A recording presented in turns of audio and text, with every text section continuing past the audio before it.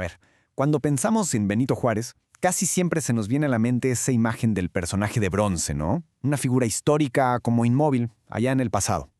Pero, ¿qué pasaría si su legado no fuera solo un recuerdo, sino una idea viva? Una fuerza que, según esta visión que vamos a explorar, sigue resonando y fuerte hoy en día.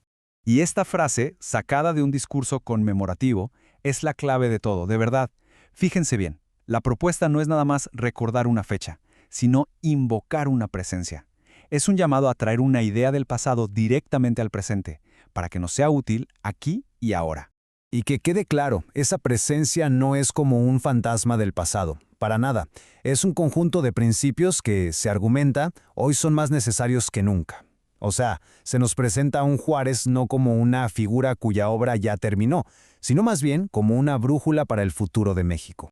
Bueno, el primer concepto que tenemos que entender para entrar en esta visión es definir a Juárez no solo como un presidente o un reformador, sino como algo más profundo, una conciencia en acción.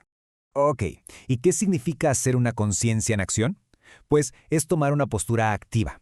Es levantarse contra el abuso, sí, pero, y esto es clave, siempre dentro del marco de la ley. Es entender que la dignidad humana es el cimiento, la base sobre la cual se tiene que construir todo lo demás. Ahora, ¿cómo se ve esto en la práctica? Se dice que la batalla más importante que libró Juárez no fue con armas, sino que se dio en el campo de las ideas. Y esta idea es fascinante, porque claro, por supuesto que Juárez luchó contra ejércitos y potencias extranjeras, eso lo sabemos, pero su combate de fondo, el verdadero, fue contra problemas mucho más arraigados, contra enemigos invisibles que no usan uniforme. Y aquí están esos enemigos. La ignorancia, que siempre frena el progreso. El privilegio desmedido, que es lo que alimenta la desigualdad. Y por supuesto, la negación de la dignidad, que es la mera raíz de toda injusticia.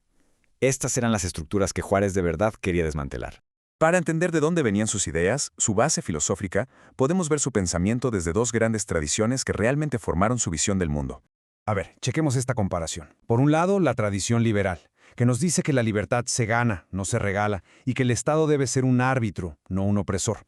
Y por el otro, la tradición masónica, que le añade una visión más interna. El cambio real, el que perdura, nace en la mente y en el espíritu de la gente, no solo en un papel o en un decreto. Esta metáfora del templo inacabado es súper poderosa. Nos sugiere que la sociedad es una obra que nunca se termina, que está siempre en construcción. Cada generación tiene la responsabilidad de poner su parte, de pulir las imperfecciones y de construir sobre los cimientos de la razón y la justicia. Y con estas ideas en mente, el análisis nos trae de golpe al presente. Y no lo hace para celebrar, sino para plantear un desafío, uno bien directo. Lo que se plantea aquí es que los problemas de desigualdad, de división que enfrentamos hoy, son como un eco de aquellos contra los que Juárez luchó. A lo mejor han cambiado de cara, pero la tensión de fondo sigue ahí. Lo que nos obliga a preguntarnos si su proyecto sigue vigente. Y justo aquí es donde la reflexión se vuelve tanto personal como colectiva. Se nos lanza la pregunta fundamental de todo este análisis. Esta pregunta va directo al corazón del principio liberal. A ver, ¿la libertad es de verdad una conquista de todos los días, una acción constante, o ya nada más se convirtió en una palabra bonita que repetimos en los discursos?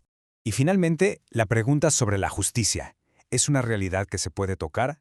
¿Que es para todos? ¿O sigue siendo una de esas promesas que siempre se posponen? Estas preguntas no buscan una respuesta fácil, sino que nos provoquen una reflexión bien honesta. Frente a todo este cuestionamiento, la parte final del análisis nos propone una salida. Si el legado está en duda, pues la respuesta no puede ser quedarnos de brazos cruzados. Y el punto central es este. Recordar a Juárez no es suficiente, de nada sirve. Honrarlo exige carácter, esa firmeza ética para actuar de acuerdo a sus principios, sobre todo cuando es difícil hacerlo. Ese carácter se tiene que traducir en compromisos bien concretos. Es como una guía de acción inspirada en esa visión masónica. Primero, formar conciencia, no imponer ideas. Segundo, educar, no dividir. Y tercero, construir, antes que andar juzgando. Y claro, todo esto nos lleva a su frase más célebre, una máxima que resume no solo su pensamiento, sino toda una filosofía de cómo convivir civilizadamente. Pero aquí está el verdadero reto, no verla como una simple cita para aprendernos de memoria, sino como una orden directa, un mandato que nos obliga a actuar todos los días. Esta idea resume perfectamente el llamado a la acción. El legado de Juárez no debería quedarse congelado en un monumento. Tiene que ser una fuerza viva, un movimiento constante de ciudadanos trabajando por un México más justo, más libre.